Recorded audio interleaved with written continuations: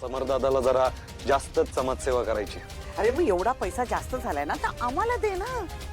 त्या फालतू लोकांची लग्न कुठे लावत बसलाय हा? मॉम, हा छोटा इश्यू आहे. मोठा प्रॉब्लेम हा आहे की रोहनच्या बहिणीचं लग्न झालं की लगेच रोहन आणि अधिराचं लग्न होणार.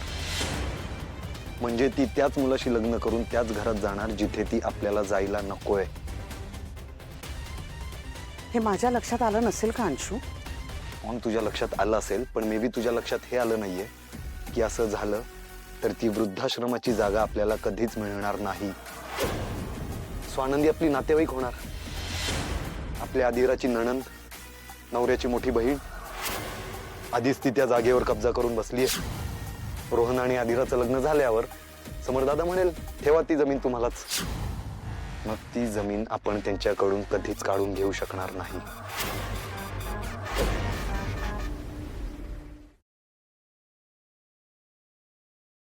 आजच डाउनलोड करा आणि तुमच्या आवडत्या मालिकांचा आनंद लुटा.